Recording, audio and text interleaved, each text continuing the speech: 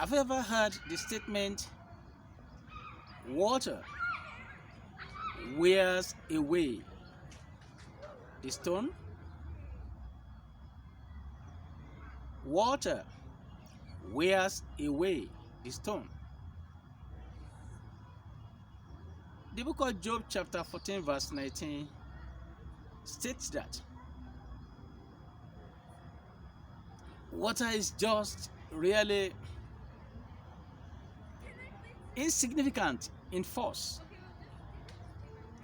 I do not know whether or not you have been to a particular river and see some smooth stones, so smoothing that it isn't anybody that is walking on them. No, it is water that just walk on them, run on them every now and then, and they become smoothing. And what lesson can we learn about that? So I have advice, a particular advice for two groups of people. Two groups.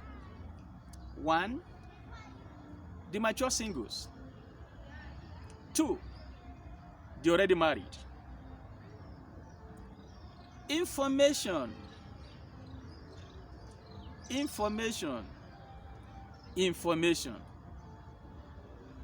See, the way you react to certain information might look insignificant to you, but it's so powerful, especially with the recipient. Peradventure, somebody sent a message to you, you saw it, you did not read it. You did not respond, in fact, for 2-3 days.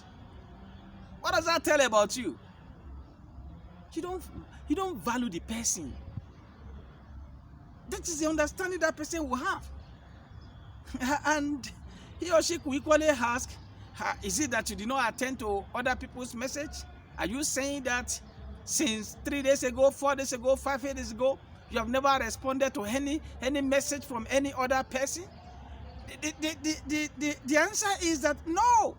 You have actually responded to other people's messages. It's like this person whose message you did not respond to is not important to you. That is as A, B, and C. It is so much. Are you a single young man, a single young lady, you are trusting that you want to have a wife or you want to have a husband? That could delay it. You may not bother. Now, for the married, we should learn to keep wooing each other even after marriage. We only call our partners to give instruction on any official thing. Have you picked the children? Were you able to pay the school fees? Official things. We're not romantic. We're not intimate.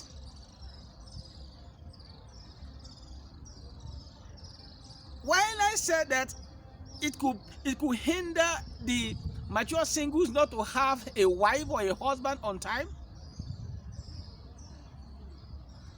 it could also make the married to lose the partner. You see, the deception we have had is that I'm already married to her, or I'm married to him. She cannot leave me, he cannot leave me. Can I tell you, well over 30 years I've been in business of marriage counseling, I have noticed that everybody has coping styles. If your wife is not complaining because you are not romantic, you are not intimate, you are not talking to her, and she's not complaining, I want you to be afraid. The simple truth is, she make up elsewhere. She has a makeup. You might be there as official husband and you are there as official wife. You are legal husband, you are legal wife. But the real husband, the real wife are elsewhere. Could be in the office, with whom he or she can share the emotions. You don't have listening ears. And what exactly do you think God has as a reason when He said we should go get married? And if you have your spouse, you have your partner, and that you don't reckon with him or her, whereas you are reckoning with somebody else, where you are sincerely wasting your time. It's like you are saying, hey, husband, hey, wife, what are you waiting for? I don't need you any longer. And that was why He said that a lot of homes will lose partners. There are several homes where partners don't share real and serious information, whereas somebody outside is hearing. What are you saying? Are you saying that person is your wife? Are you saying the outsider is your husband? Or more important than that person? What are weary stones? You might not know. You are the architect. You are the master planner of whatever that happens in your home. Then why do you have that person if you know you will not relate to him or to her? Whatever you want to do, somebody else is well informed. And your wife is not aware. Your husband is not aware. What are you saying? You are simply saying that your wife is not important, or your husband is not important. You don't value him, you don't value her. That is what you are saying. And people that can interpret will one day interpret that to him or her. And you are saying that, well, the people you relate to out there are more valuable than your wife or more valuable than your husband. I want to tell you, from my experience in counseling and family ministry, I will tell you that several people admire your partner out there. Why you do not reckon with her, you do not reckon with him. Several people appreciate her out there, and a horse will never appreciate the importance of his tail until it is cut off. Gradually, you are causing problem for yourself. And I'm saying that I have two people I want to address. First, the mature singles. You might not get a wife, you might not get a husband. I've carried series of research on that. It is not because you are not handsome or you don't have money. It is not because you are not beautiful or you're not good enough. No, but it is part of manner. You don't respond.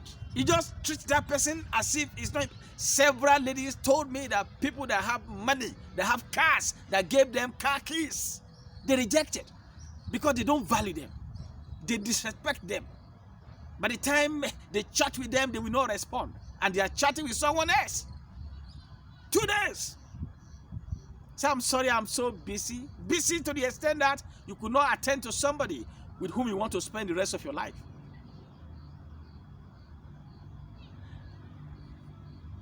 And several people indulge in that.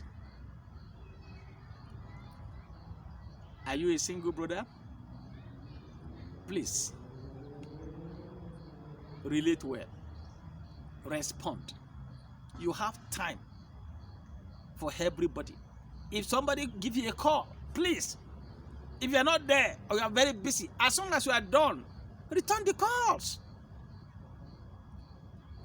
And Mr. and Mrs., I am not a prophet of doom. But if a hunter hunts deep into the forest, thick forest, one day he will find a squirrel with a hunchback. I know what I am told in counseling rooms, and I know decisions that have been taken elsewhere. Appreciate that person.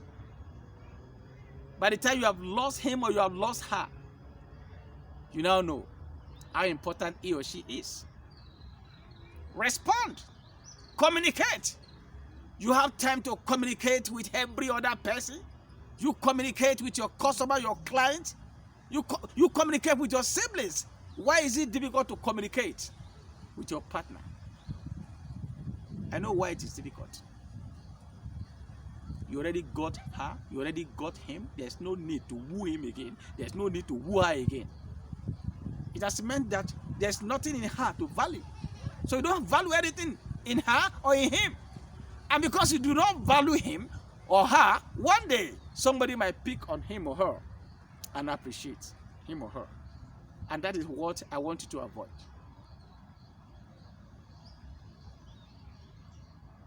Appreciate each other. Attend to that person. If anybody picks his or her phone to call you or spend his time to chat with you, it means that that person has you in mind. Reciprocate. Reciprocate when somebody takes his time to communicate with you. First, appreciate.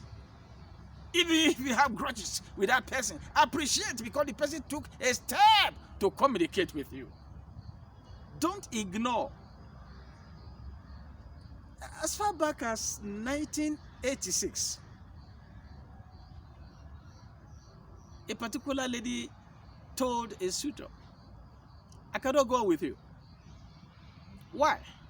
You don't communicate. You don't talk to me. When I talk to you, you hardly answer. When I write to you, you don't reply. And several men equally have said that, well, that such ladies did not know that they were available, they were there. In fact, sometimes either of the genders might decide to use another phone, another number to call because you don't pick their calls. Think about it. God bless you. Bye-bye.